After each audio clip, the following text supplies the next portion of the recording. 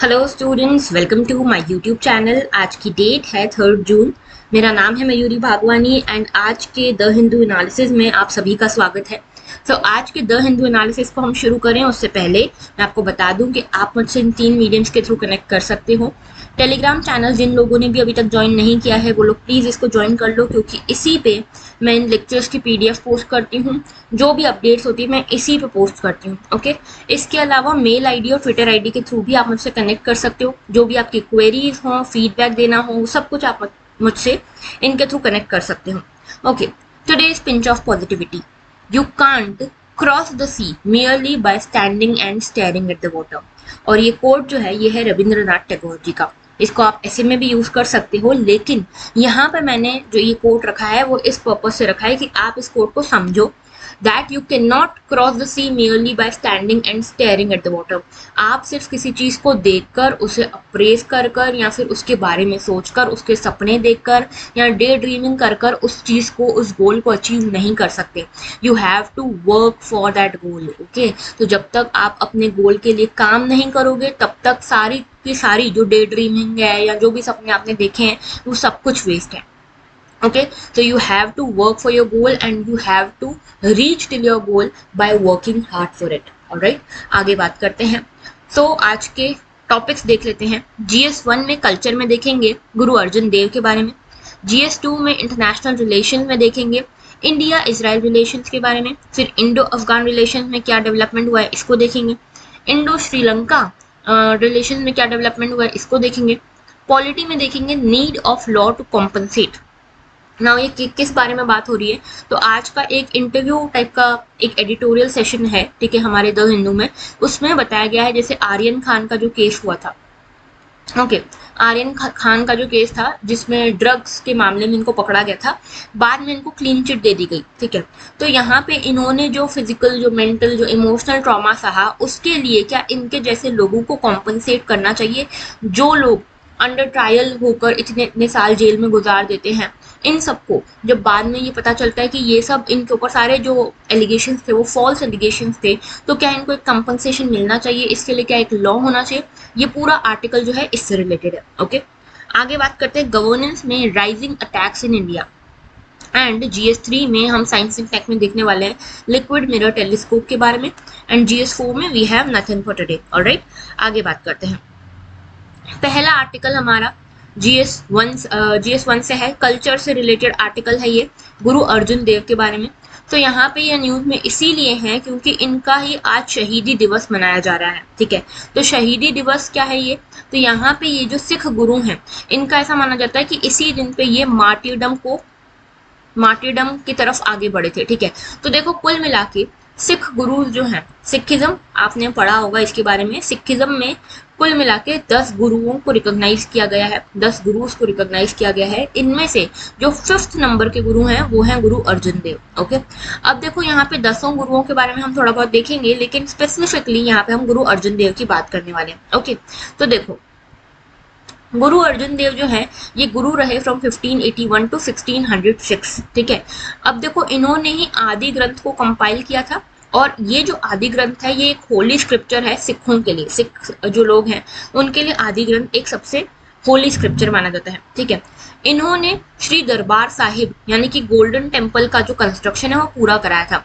तो golden temple का construction शुरू किसने करवाया था, गुरु रामदास ने, ठीक है। गुरु रामदास जो 4th गुरु थे, इनके बाद गुरु रामदास ने इसको स्टार्ट करवाया था गोल्डन टेम्पल के कंस्ट्रक्शन को। उसके बाद कंप्लीशन जो हुआ वो गुरु अर्जुन देव के टाइम पे हुआ। ओके, इन्होंने एक टाउन भी फाउंड किया था जिसका नाम था तरन तारण साहिब नियर गोविंदवाला साहिब। ओके, तो तरन तारण साहिब टाउन किसने एस्टैब्लिश किया था, गुरु अर्जुन देव ने। ओके, ये पहले ग्रेट मार्टियर बने थे सिख हिस्ट्री में, जहाँ पे एम्परर जहांगीर, जो मुगल्स के राजा थे एम्परर जहांगीर, इन्होंने इनका एग्जीक्यूशन का ऑर्डर दिया था, ठीक है।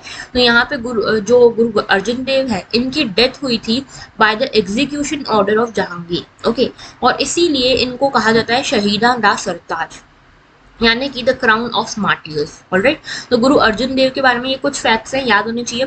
स्पेसिफिकली फॉर प्रीलिम्स में आपसे इन 10 गुरुओं के बारे में कुछ कुछ पूछा जा सकता है। तो और कौन कौन से 10 गुरु हैं देखो, तो सबसे पहले तो गुरु नानक देव है, ठीक है, सबसे फर्स्ट गुरु हैं ये। सेकंड आते हैं गुरु अंगद देव, थर्ड आते हैं गुरु अमरदास, फोर्थ हैं गुरु रामदास, फिफ्थ हैं गुरु अर्जुन देव जिनकी हम अभी बात कर रहे थे, उसके बाद गुरु हरगोविंद है, फिर उसके बाद गुरु हर राय है, फिर उसके बाद ये गुरु हरकिशन है, ठीक है, ये यंगेस्ट गुरु रहे हैं गुरु हरकिशन, ठीक है। उसके बाद गुरु तेग बहादुर है और उसके बाद लास्ट में आते हैं गुरु गोविंद सिंह। तो लास्ट गुरु जो है सिखों के वो गुरु गोविंद सिंह है। और इसके बाद से इन्होंने जो सिखिज्म है, सिखिज्म में कोई गुरु नहीं बना, उसके बाद गुरु ग्रंथ साहिब को ही, ग्रंथ साहिब एक इनका स्क्रिप्चर है जिसको होलीएस्ट स्क्रिप्चर माना जाता है सिखिज्म में, तो ग्रंथ साहिब को ही इन्होंने 11th और आगे के लिए बियॉन्ड के लिए गुरु बना लिया था, ठीक है। तो 10th गुरु के बाद और कोई गुरु नहीं है, ग्रंथ साहिब को ही अपना गुरु मानते हैं कौन, सिख जो लोग हैं वो। ओके, आगे बात करते हैं। India sends senior diplomats to Kabul for talks with Taliban. तो देखो अभी तक जब तक तालिबान नहीं आया था तब तक इंडिया और अफगानिस्तान के रिलेशंस काफी सुधार की तरफ थे, ठीक है। इंडिया और अफगानिस्तान जो थे काफी अच्छे और पोटेंशियल रिलेशंस थे इनके बीच में, ठीक है। इंडिया काफी तरह से इन्वेस्ट कर रहा था अफगानिस्तान में, इंडिया ने काफी मदद भी की थी अफगानिस्तान की जब तक यहाँ पे एक लेजिटिमेट गवर्नमेंट थी। लेकिन तालिबान के आने के बाद इंडिया को सबसे ज्यादा डर यही था कि हमने जितनी मेहनत करी, जितने एफर्ट डाले, जितना हमने यहाँ पे इन्वेस्टमेंट करा वो सब वेस्ट हो गया, क्योंकि तालिबान है यहाँ पे तो, और तालिबान किसी की थोड़ी सुनता है। लेकिन अब यहाँ पे इंडिया के जो डिप्लोमेट्स हैं उनको भेजा गया है अफगानिस्तान तालिबान के साथ थोड़ी बहुत बात करने के लिए और समझने के लिए कि तालिबान एग्जैक्टली क्या चाहता है, हम क्या चाहते हैं, ये सब चीजें, ठीक है। तो अच्छा देखो, अब यहाँ पे एक चीज बहुत इंपॉर्टेंट हो जाती है। पहली चीज ये कि हम यहाँ पे यूजुअली टेररिज्म को सपोर्ट नहीं करते हैं, है ना, और तालिबान हम सभी को पता है कि टेररिज्म से ही रिलेटेड एक ऑर्गेनाइजेशन है। लेकिन यहाँ पे दूसरी चीज ये है कि अगर हम आइडियल तरीके से चलते, ठीक है, इंडियन गवर्नमेंट अगर आइडियल तरीके से चलती तो हम तालिबान के साथ बात नहीं करते, हम अफगानिस्तान की तरफ पहला कदम नहीं बढ़ाते, हम अपने फॉरेन पॉलिसी को भी अपने इस आइडिया के बेसिस पे मोल्ड करते। इसको हम कहते हैं ideal foreign policy, idealistic foreign policy, okay, जिसमें हम अपने प्रिंसिपल्स हमने बना रखे हैं और उन प्रिंसिपल्स के हिसाब से ही हम अपनी फॉरेन पॉलिसी चलाएंगे। लेकिन दूसरी फॉरेन पॉलिसी जो टाइप होता है उसको बोलते हैं रियलिज्म। ओके, अब रियलिज्म में क्या होता है कि हमारे जो आइडियल्स हैं वो हमारे घर तक है, उसके बाद जो भी हमारी फॉरेन पॉलिसी होगी वो सिर्फ एक चीज के बेसिस पे चलेगी, that is national interest. Okay, national interest. तो अभी वाली जो फॉरेन पॉलिसी हम अपना रहे हैं जिसमें हम तालिबान से बात करने के लिए हमने अपने डिप्लोमेट्स भेजे हैं, that is realistic foreign policy. Okay, समझ गए। अब देखो यहाँ पे न्यूज ये है कि इंडिया ने एक मल्टी मेंबर सीनियर डिप्लोमेट्स की टीम भेजी है, ठीक है, अफगानिस्तान में तालिबान के साथ बातचीत करने के लिए। अभी क्या हुआ था, जैसे ही तालिबान आया था वैसे ही एम्बेसी जो थी हमारी इंडिया की, वहां से सभी लोगों को इवैक्यूएट कर दिया गया था, रेस्क्यू करके इंडिया ले आए थे, एम्बेसी बंद कर दी थी। लेकिन तालिबान ने आगे से बढ़ के इंडियन गवर्नमेंट को बोला है कि आप अपनी एम्बेसी फिर से खोल लो, हम कुछ नहीं कर रहे हैं, हम इनफैक्ट यहाँ पे एक लेजिटिमेट गवर्नमेंट बनाना चाहते हैं, ठीक है। तो हमने अभी कुछ दिन पहले तालिबान के बारे में बात भी करी थी कि तालिबान के आने के बाद किस तरह से इक्वेशन सारी टेररिस्ट ऑर्गेनाइजेशंस की बदल रही है। ओके, तो हमने उस टाइम भी देखा था कि तालिबान में खुद में इंटरनल डिवाइड है। जो तालिबान के जो लिबरल लोग हैं वो चाहते हैं कि यहाँ पे अफगानिस्तान में एक लेजिटिमेट गवर्नमेंट बनाई जाए, फॉरेन रिलेशन स्टैब्लिश किए जाए, ठीक है। लेकिन यहाँ पे जो हार्ड लाइनर्स हैं वो इस तरह की कोई चीज नहीं चाहते। वो लोग चाहते हैं, ये जो हार्ड लाइनर्स हैं वो लोग ये चाहते हैं कि यहाँ पे हम जैसा चल रहा है रिलीजन के बेसिस पे एट्रोसिटीज वगैरह चलने दो, ठीक है। तो यहाँ पे जो लिबरल जो तालिबानीज हैं वो चाहते हैं यहाँ पे अफगानिस्तान में एक प्रॉपर गवर्नमेंट आए और हम फॉरेन रिलेशन स्टैब्लिश करें, ठीक है। तो सस्टेनेबल तरीका तालिबान के जो लिबरल लोग हैं उनको यही लगता है, ठीक है। तो इन्होंने ही बोला है कि आप अपनी एम्बेसी स्टैब्लिश कर लो। तो अब इसी के आगे बढ़ते हुए, इसी को देखते हुए इंडियन जो गवर्नमेंट है उन्होंने अपनी साइड से एक टीम भेजी है जिसमें जेपी सिंह भी हैं जो जॉइंट सेक्रेटरी रहे हैं, ठीक है, जॉइंट सेक्रेटरी हैं। तो यहाँ पे ये सारी जो टीम है ये ministry of external affairs division से गई है, ठीक है। अभी जो विजिट है ये सिर्फ बातचीत करने के लिए गई है, यहाँ पे स्थिति को देखने के लिए किस तरह की सिचुएशन है। जैसे इस टीम ने यहाँ पे इंदिरा गांधी चिल्ड्रन हॉस्पिटल में विजिट किया, यहाँ पे कुछ कोविड की वैक्सीन इन्होंने डोनेट करी है, ठीक है। उसके बाद यहाँ पे ये लोग एक और जगह गए, यहाँ पे देखो यहाँ पे ये फूड ग्रेन और मेडिकल शिपमेंट देके गए हैं अफगानिस्तान में, ठीक है। उसके बाद यहाँ पे 1 मिलियन डोसेज हमने कोविड के वैक्सीन के भी भेजे थे अभी इंडिया की साइड से, ठीक है, ईरान को, अफगानिस्तान को। और इसके अलावा यहाँ पे एक और हाई स्कूल है जिसका नाम है हबीबिया हाई स्कूल, ठीक है, जिसको इंडिया ने ही रेनोवेट किया था, उसके अलावा एक चिमताला इलेक्ट्रिसिटी सबस्टेशन है, ये भी यहाँ पे इंडिया ने ही इसको बनाया था। तो यहाँ पे इन सभी जगहों पे विजिट भी किया है इन्होंने, ठीक है। अच्छा, इसके अलावा यहाँ पे एक चीज बहुत इंपॉर्टेंट है जो क्लियर कर दी है इंडियन गवर्नमेंट ने, इंडियन डिप्लोमेट्स ने, कि ये जो विजिट है ये हम सिर्फ समझने गए हैं कि किस तरह की सिचुएशन अफगानिस्तान में है। इस विजिट का मतलब ये बिल्कुल भी नहीं है कि हम यहाँ पे डिप्लोमेटिकली तालिबान को रिकॉग्निशन दे रहे हैं, ऐसा बिल्कुल भी नहीं है, ठीक है। हम तालिबान को रिकॉग्निशन नहीं दे रहे हैं, ठीक है, समझ गए। तो अफगानिस्तान में हमारी टीम गई है, डिप्लोमेटिक टीम गई है, ये समझने के लिए कि वहां पे किस तरह की सिचुएशन अभी चल रही है। ऑलराइट, आगे बात करते हैं। Blinken flags rising attacks in India. तो देखो, कुल मिला के ये बात पूरी ये है कि यूएस के सेक्रेटरी हैं ये, ठीक है, ये है एंटनी ब्लिंकन। इन्होंने बोला है कि यहाँ पे इंडिया में काफी ज्यादा रिलीजियस अटैक्स हो रहे हैं, ठीक है, रिलीजियस अटैक्स बढ़ रहे हैं। तो इनका कहना यह है कि इंडिया में लोगों के ऊपर रिलीजियस इनटॉलरेंस के कारण अटैक्स बढ़ रहे हैं और जो प्लेसेस ऑफ वर्शिप्स हैं उन पे भी बहुत ज़्यादा अटैक्स बढ़ रहे हैं, ठीक है। ये रिपोर्ट कहाँ से आई है? ये जो है इनकी स्टेट की डिपार्टमेंटल रिपोर्ट है 2021 की, ठीक है। 2021 की डिपार्टमेंटल रिपोर्ट है जिसको इंटरनेशनल रिलीजियस फ्रीडम रिपोर्ट कहा जा रहा है, ठीक है। अब देखो, ये जो है ये वर्ल्ड की, ये बोला जा रहा है कि इंडिया जो है वर्ल्ड की लार्जेस्ट डेमोक्रेसी है, वर्ल्ड की सबसे वाइब्रेंट डेमोक्रेसी है जहाँ इतनी डाइवर्सिटी है, लेकिन आज के समय पे रिलीजियस इंटॉलरेंस बहुत बढ़ रहा है इंडिया में, ठीक है। तो ये कहना है किसका? ये कहना है ब्लिंकन जी का, जो सेक्रेटरी हैं यूएस के, ठीक है। तो यहाँ का जो डिपार्टमेंट है इंटरनेशनल रिलीजियस फ्रीडम का, वो ये कह रहा है। इसके अलावा ये कह रहे हैं कि वियतनाम और नाइजीरिया भी ऐसी ही कंट्रीज हैं जहाँ पे रिलीजियस एक्सप्रेशन जो है वो बहुत कर्टेल किया जा रहा है, ठीक है। इसके साथ इन्होंने बोला है सऊदी अरेबिया जो है, पाकिस्तान जो है, ये सब भी ऐसी ही कंट्रीज हैं जहाँ पे जो ये रिलीजियस फ्रीडम है उसको यहाँ पे कर्टेल किया जा रहा है। Saudi Arabia, China, Pakistan, Afghanistan, इन सभी को इस कैटेगरी में रखा गया है। लेकिन देखो, ये रिपोर्ट अलग है, एक और रिपोर्ट यहाँ पे आती है, ठीक है, एक और रिपोर्ट आती है जिसका नाम है USCIRF। ये क्या है? USCIRF, United states commission for international religious freedom.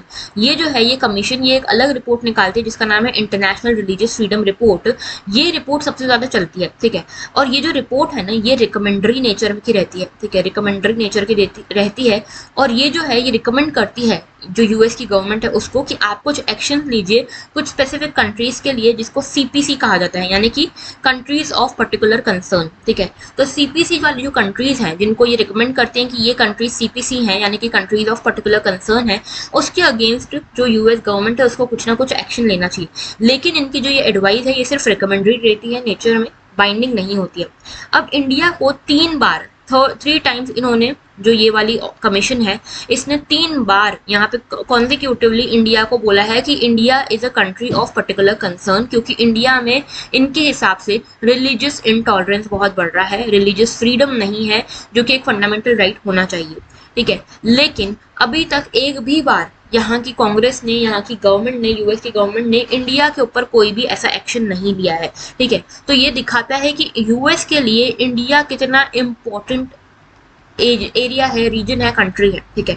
तो इंडिया और यूएस के रिलेशन यहीं से रिफ्लेक्ट हो जाते हैं, ठीक है, कि 3 बार इनके कमीशन ने ऐसा बोला है, लेकिन फिर भी यूएस की गवर्नमेंट ने एक भी बार इसके ऊपर, इंडिया के ऊपर एक्शन नहीं दिया है, ठीक है।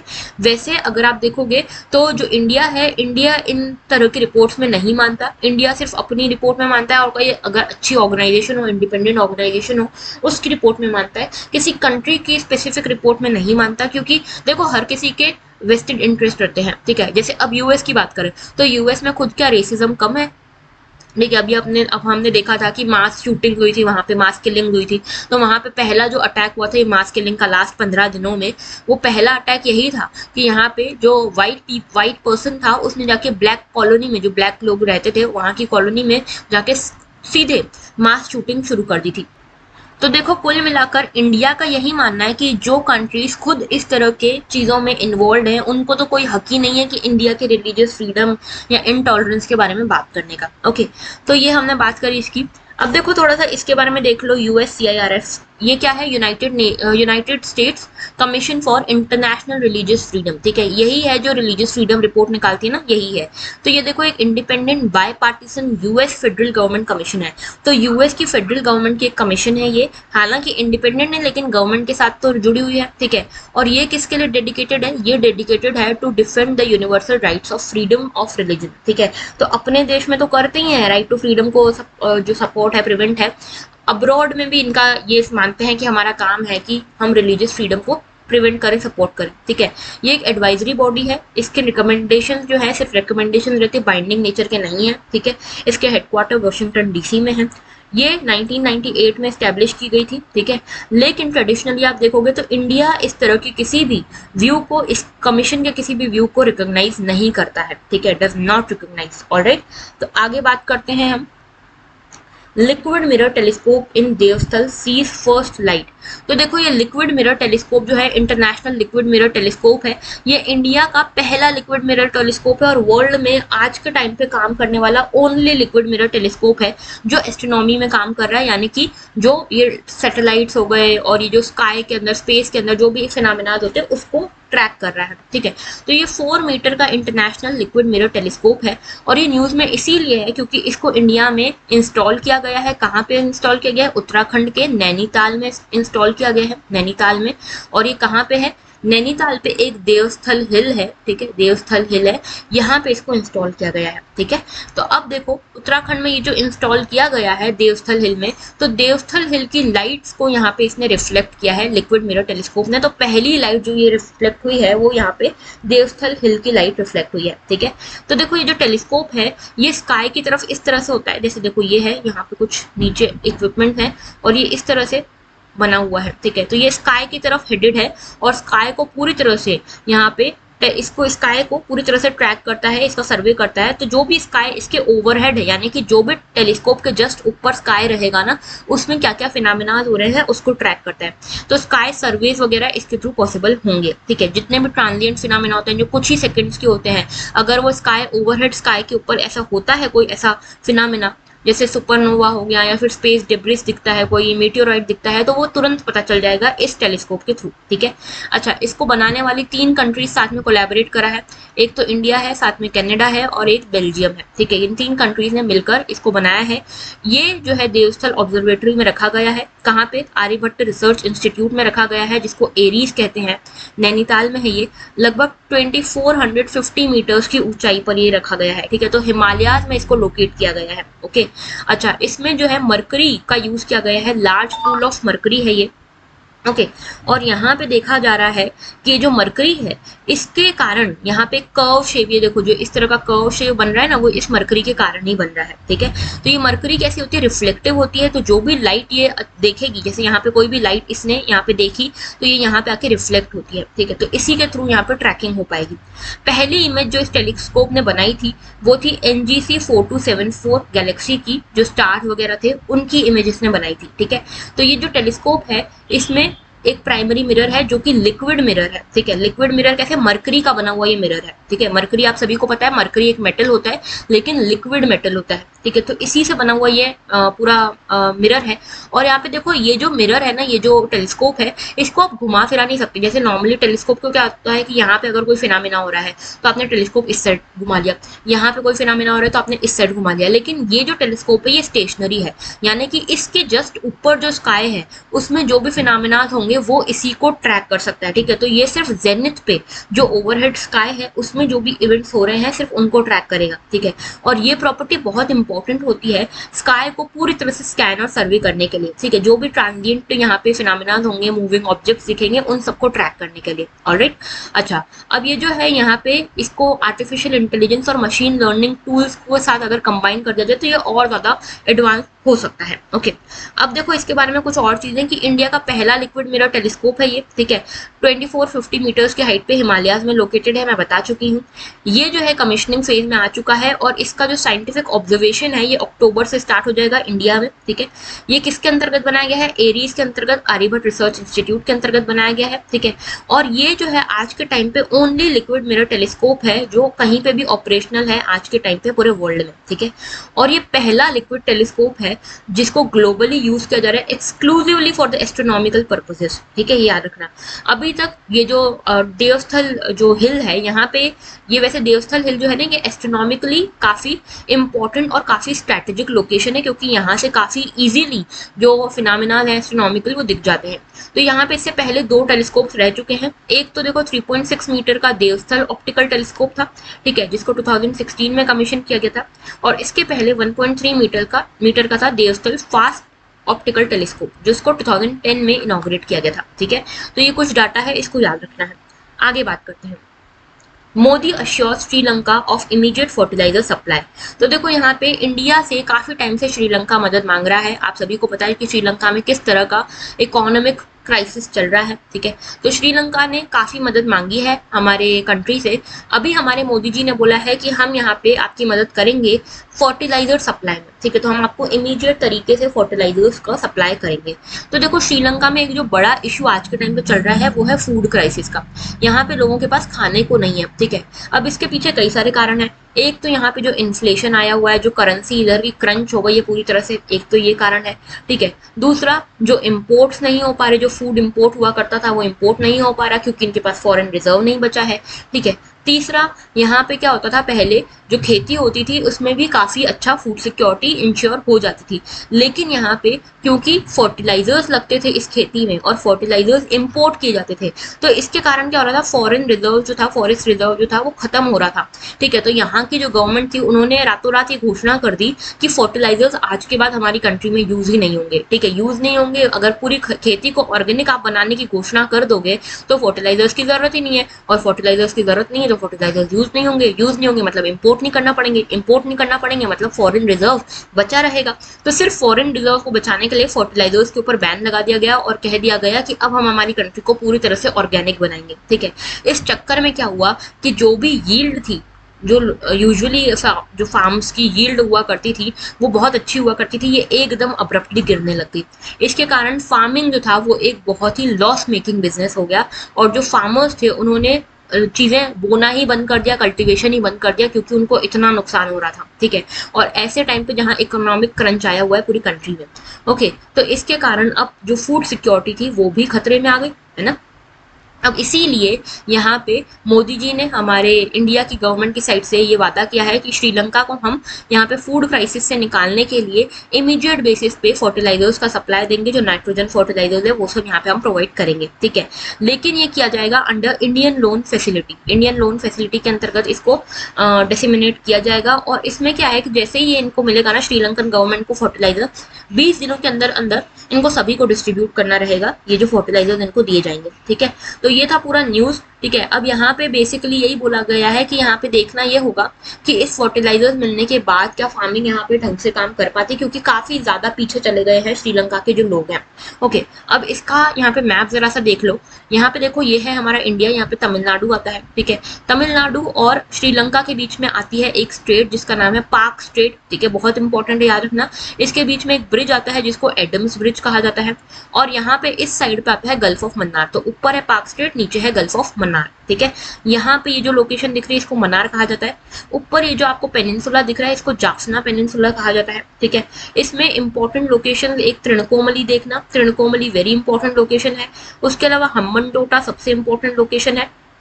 हम्बनटोटा, इस हम्बनटोटा पोर्ट के कारण ही श्रीलंका पूरी तरह से डूब गया चाइना के बहकावे में आके। ठीक है, तो हम्बनटोटा के बारे में आपको पता होना चाहिए। एक माटले के बारे में देखना। ठीक है, तो ये कुछ इंपॉर्टेंट लोकेशन है। इसके अलावा रिवर्स को देख लेना, थोड़ा सा काला है यहाँ पे, यहाँ कालू है, यहाँ यान रिवर है, और यहाँ खिरिंदी रिवर है। ठीक है, तो इसके बारे में, और एक है एडम्स पीक।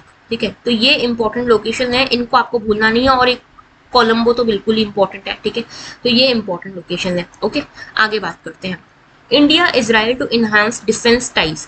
तो देखो वैसे इंडिया इजराइल के जो डिप्लोमेटिक रिलेशन है 1992 से स्टार्ट होते हैं। ठीक है, इतनी लेट क्यों?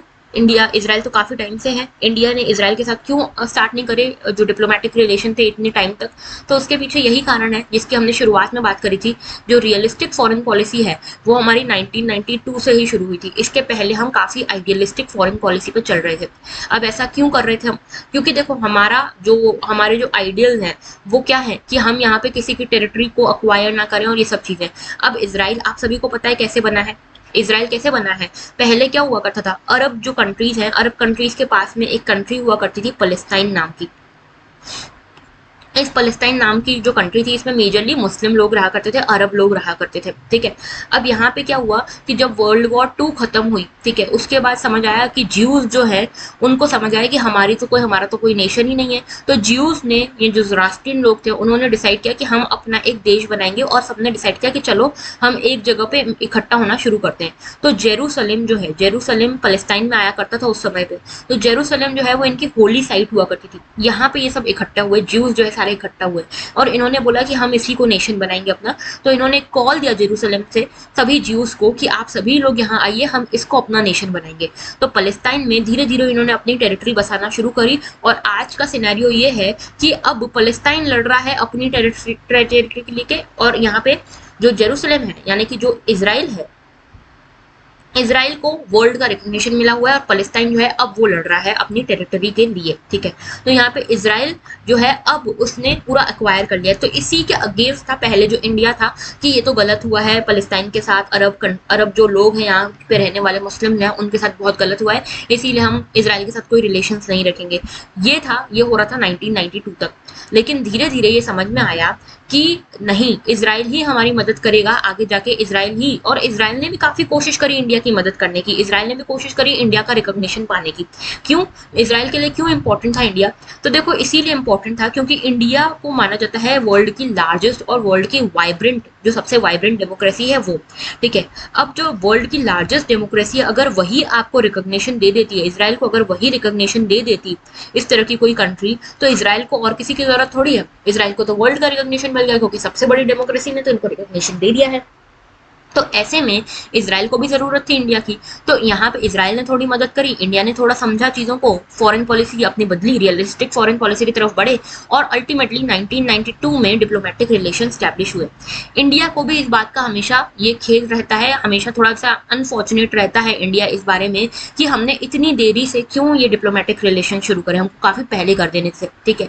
तो अभी तो काफी अच्छे चल रहे हैं, काफी फ्रेंड्स मानते हैं। इसराइल के जो प्रेसिडेंट हैं उन्होंने ट्वीट करके ये भी बोला था कि मोदी मेरे दोस्त हैं, ठीक है। तो यहाँ पे इतने अच्छे रिलेशन इंडिया और इसराइल के बीच में चल रहे हैं। अब इसी को लेकर यहाँ पे बोला गया कि हम अपने डिफेंस टाइज और ज्यादा स्ट्रॉन्ग करेंगे और ज्यादा इन्हांस करेंगे। तो एक विजन स्टेटमेंट यहाँ पे आया है, इंडिया और इसराइल ने साइन किया है, ठीक है, जिसमें डिफेंस कोऑपरेशन को बढ़ाने की बात की गई है, ठीक है। इसमें जो डिफेंस मिनिस्टर है राजनाथ सिंह, उन्होंने इसराइल के साथ जो इसराइल के जो काउंटर पार्ट है यहाँ के, इसराइल के जो डिफेंस मिनिस्टर है उनके साथ मीटिंग करी, और यही बोला है कि हमारी इसराइल इंडिया रिलेशंस को 20-30 साल हो गए हैं, सॉरी 2022 में 30 इयर्स कंप्लीट हो जाएंगे, और इसी कमिटमेंट को हम आगे बढ़ाने के लिए डिफेंस टाइज को अपने एक्सपांड कर रहे हैं। तो इसमें किस किस चीज़ों में यहाँ पे बात करिए कि किस किस चीज़ों को हम एक्सपांड करेंगे। तो देखो एक तो बात की गई है कि गवर्नमेंट टू गवर्नमेंट फ्रेमवर्क जो है इसको एक्सपांड किया जाएगा, military training, technological cooperation, unmanned air vehicles, defensive capabilities, इन सभी में हम कोऑपरेट ज़्यादा करेंगे आपसे, ओके। इसके अलावा कोऑपरेशन आपस में किया जाएगा, जैसे इंडिया का जो मेक इन इंडिया विजन है उसमें इसराइल हमको सपोर्ट करने वाला है, और इन दोनों के बीच में आगे जाके एक फ्री ट्रेड एग्रीमेंट भी साइन हो सकता है इंडिया और इसराइल के बीच में, ओके। तो ये था पूरा आर्टिकल, आगे बात करते हैं। Do we need a law to compensate those implicated in false cases.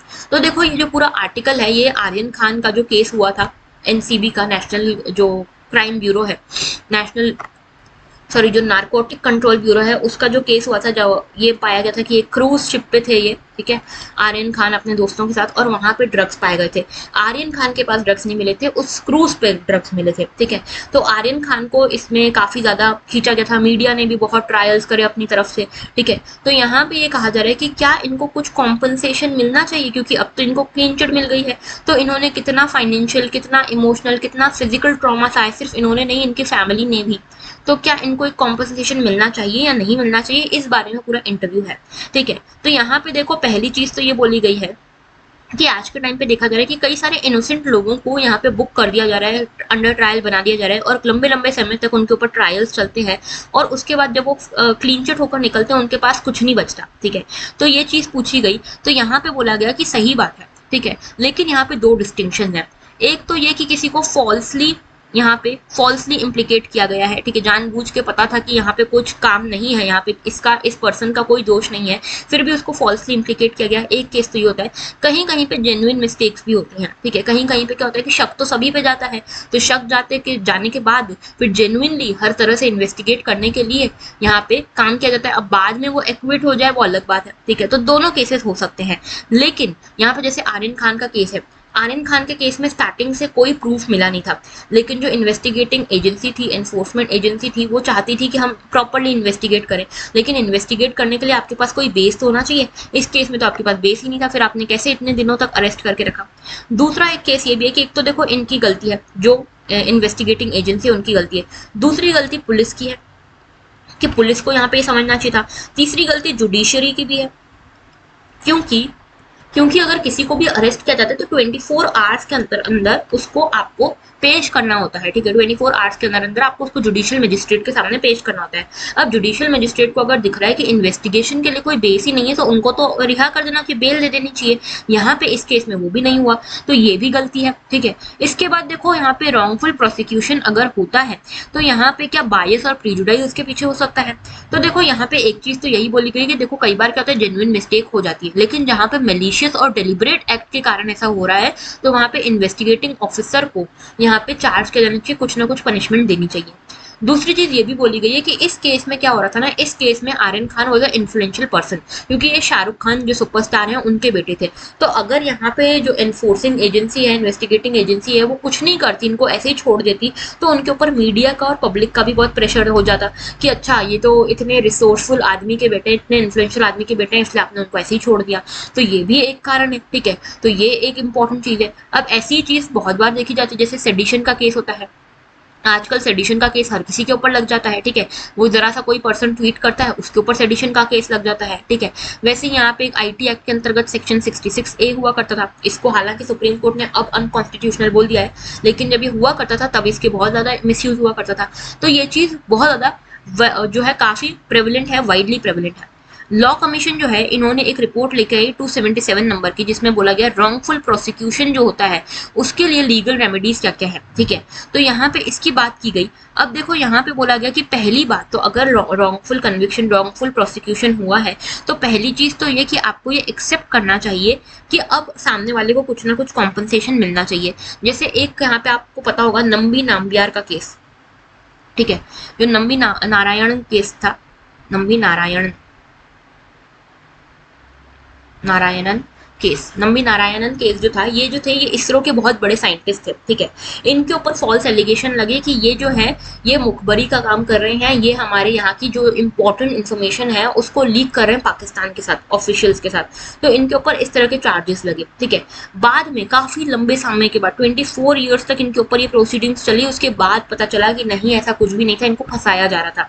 तो यहाँ पे सुप्रीम कोर्ट ने इनको 50 लाख रुपए का कॉम्पनसेशन दिया।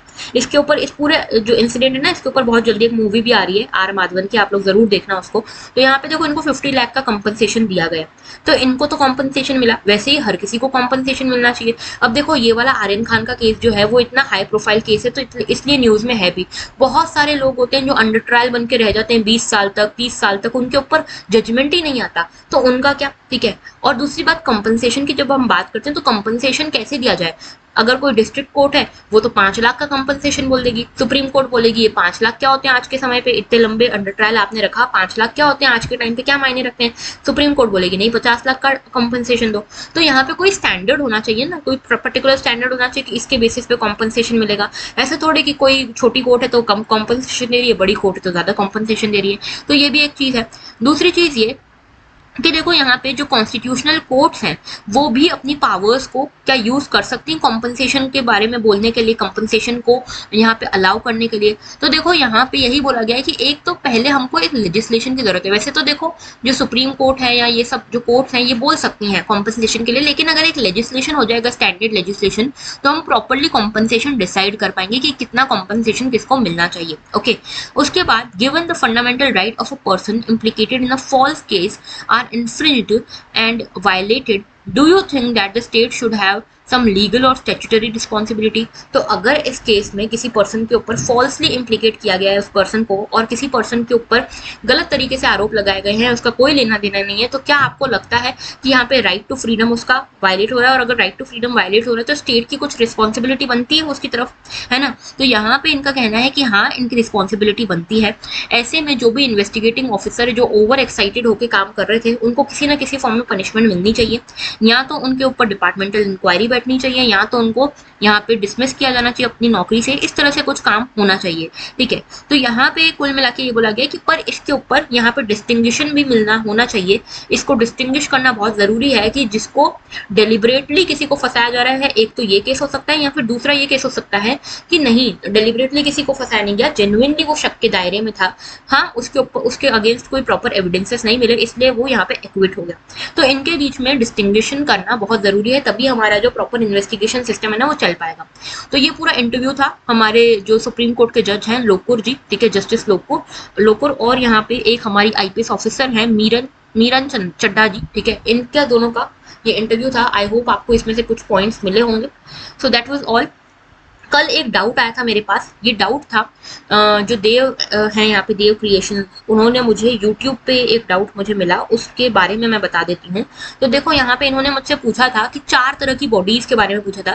पहली लेजिस्लेटिव बॉडी, ठीक है, दूसरी कॉन्स्टिट्यूशनल बॉडी, तीसरी स्टैट्यूटरी बॉडी, ओके, और चौथी एग्जीक्यूटिव बॉडी, एग्जीक्यूटिव ऑर्डर से बनी हुई बॉडी, ठीक है। तो देखो इनको समझना था कि चारों बॉडीज क्या होती हैं, कैसे आएगा कौन सी बॉडी क्या है, क्या डिफरेंस होता है।